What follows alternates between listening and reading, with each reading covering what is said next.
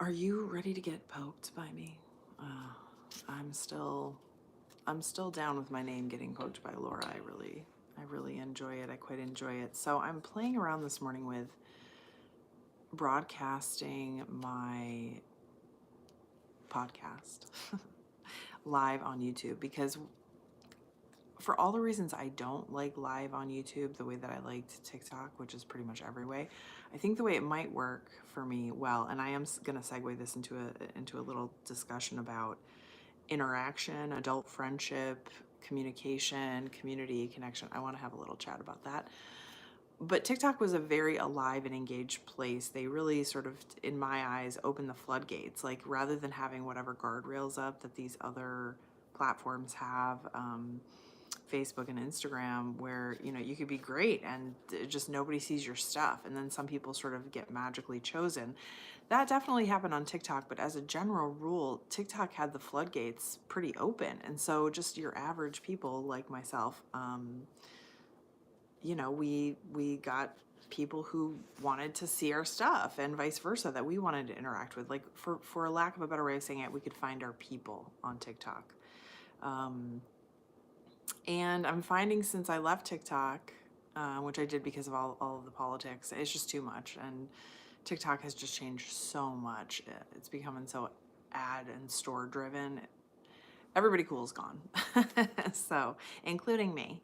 But when they did the shutdown thing, I was just done. But so I'm trying to find new community, especially because I think it's what I believe at the moment, that my real work is going to be online, is going to be teaching, talking, I don't know, something like that. I'm trying to develop community in other places. And so I'm on Blue Sky, and I've been posting my podcast there. And, I post cute things. I say cute things. I say funny things. I'm charming. I'm lovely. Sorry. I can't help but laugh at myself.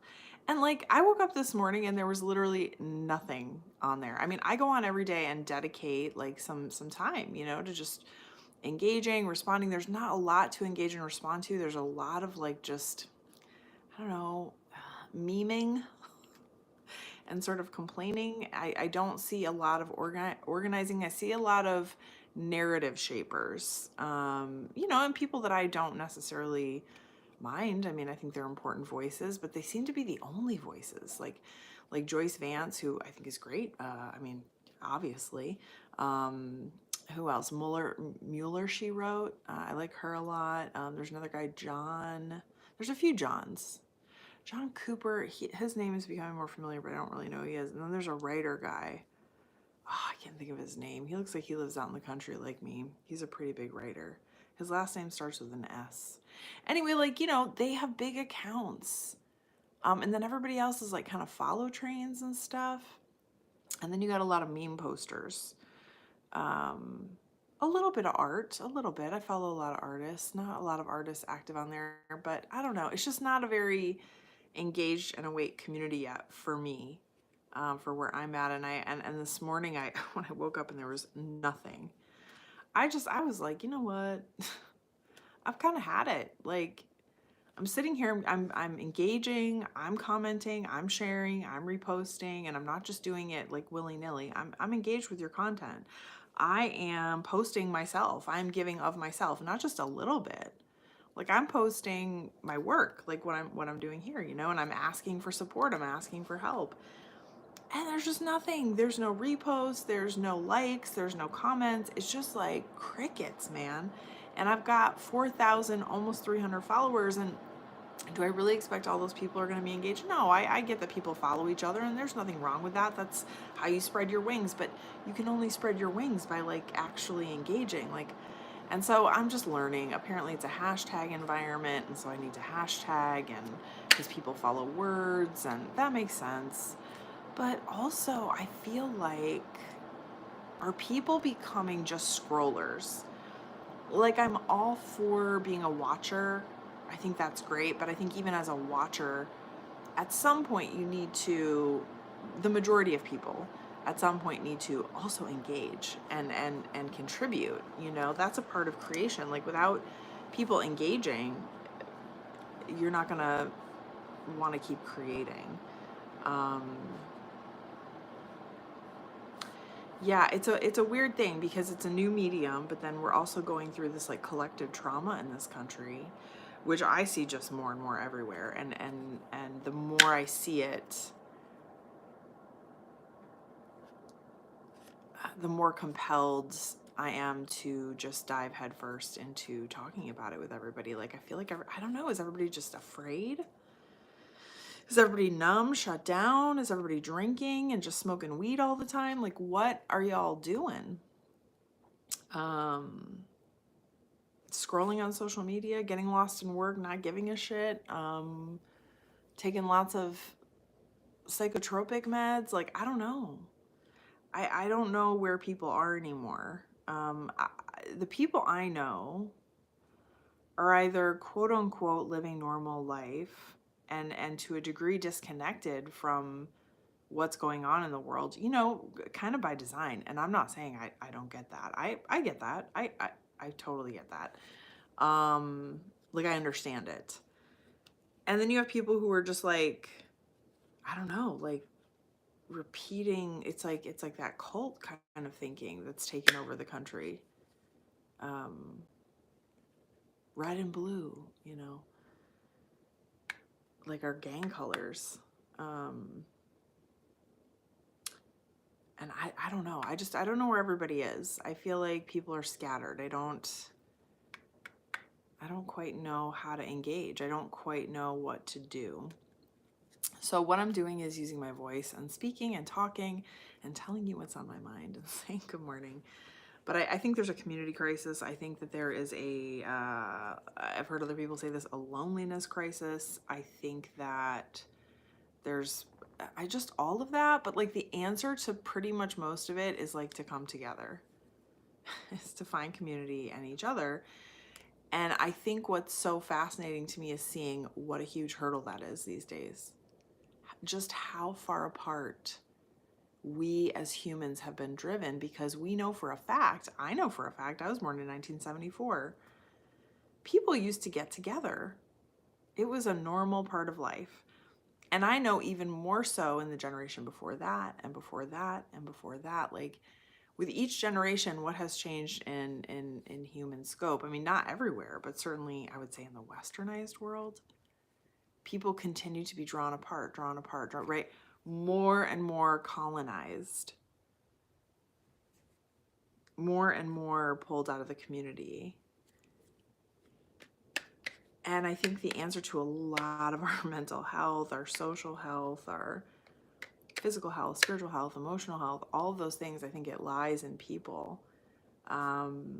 Because not having people in real life, and this is some of the stuff that I'm trying to, ooh, snow's falling off my roof. This is some of the stuff I'm trying to eke out of this experience that I've been having of like really prolonged and extreme loneliness. Like, I'm trying to extract the syrup, from it. And if you know anything about the syrup making process, it's, it can be long and slow and tedious, but fruitful. I mean, you can definitely live a solitary life. It's possible. I am to the point with it where I definitely have physical symptoms from it, 100%. And I'm still of sound enough mind, thank God. I've got a pretty tough mind, much to the chagrin of my enemies, of which I have many. I don't know if you can believe it, but even with my winning personality, a lot of people don't care for me. It's okay. I say, if people, if everybody likes you, you're doing something really wrong. I believe that too. I live by those words. But yeah,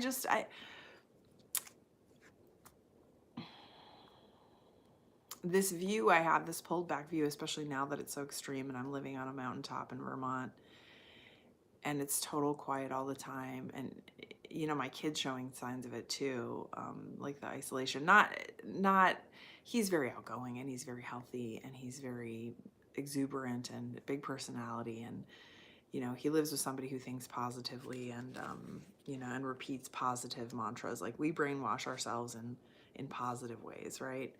Um, like he said the other day, because like I don't talk about money. We don't complain about money. We don't talk about what we don't have or what we wish we could do. And we just do what we can and we make the best of our lives, and we accept. And something came up about money and I was like, I would if I had a little more money. He was like, yeah, we don't have a lot of money. He's like, but we're doing really good. We're doing really good. It's like, yeah, we are. We are, baby.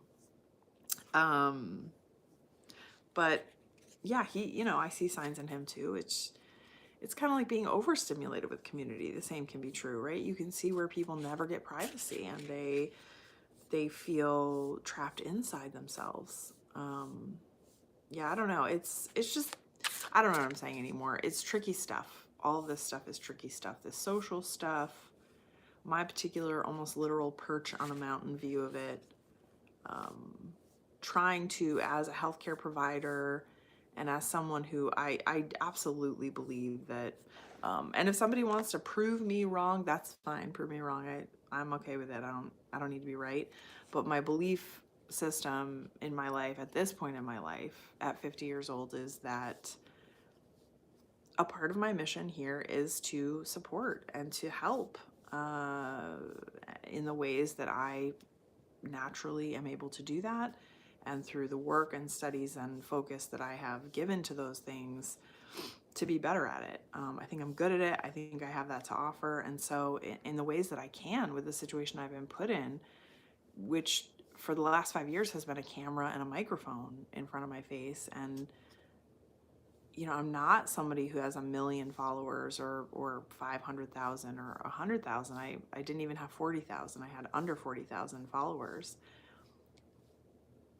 But I still met and talked to so many people, so many more than I would have even in Los Angeles, which was a huge social experience. I had such a large network, such a large web in Los Angeles, and had access to so many different kinds of people. And the only way I could have gotten more than I did, other than move to another big city, but even more than any city, is to have the online experience, to have the online community. I never saw value in online community because I didn't need it, because I was very much an in real life person. I'm also an introvert. I also need to recuperate myself. I'm not an extreme extrovert, but I am social. I do love people. I love learning from people. I love supporting people. I love giving back to people. I like to socialize. I like to have interesting conversations and grow my brain and expand myself. And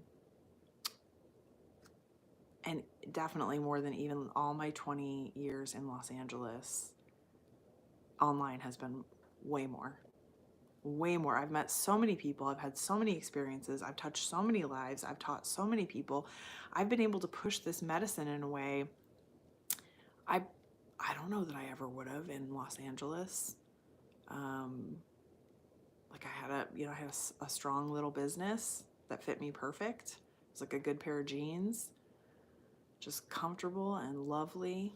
But like all jeans, the seams eventually come out. And yeah, so online has just, there's a lot of value in it, and I, by no means, I definitely want to rebuild a real life, in real life. So far, there are no options for that. I mean, other than, what I make of the moment, and that is life, that is in real life, but like an in real life.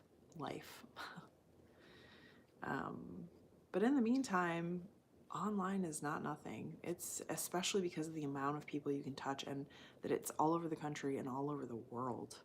Unreal. The world has really shrunken, So yeah, I guess maybe that's the message. Sorry, those are my tarot cards that I keep clickety-clacking. My bad. I've been listening to some of my podcasts here and there. I'll go back and listen, and I'm noticing some tics and things that I do. I don't have a producer, so I don't have anybody to be like, hey, this, that, or like, hey, your audience doesn't know you yet, so you can't talk like that to them. I have to police myself. I have to do it all. What's new? What's new? I look very tired. I'm looking at myself on YouTube. I look tired. But this was a way for me to get a video up on YouTube. I liked it. I didn't finish the story. So what I like about YouTube Live is there's literally nobody in here. So I have a camera and it's my phone, so I kind of know how to look at that. That's a part of the problem with YouTube's is that I have to use a different camera, and it's just not. I'm not digging it. And then also, like when people are on TikTok Live, they come into my room immediately. I have people in there, people I know, people I don't know. Like it's a constant scroll of social activity, and it's very hard for me to ignore it.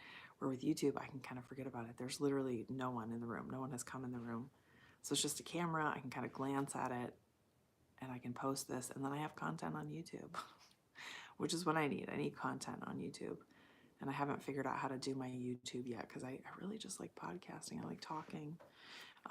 So yeah, I'll just keep introducing myself, and I'm going to keep finding ways to market this podcast, to market myself, maybe to shift gears. I'm open, but I am definitely here to be successful in terms of gaining a much larger audience, committing to this work, regardless of what happens in my IRL life from here on out.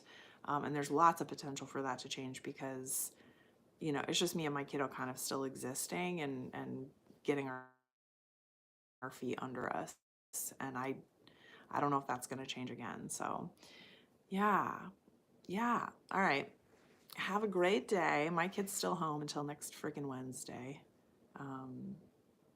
So I'm a little worn out till then. Talk to you later.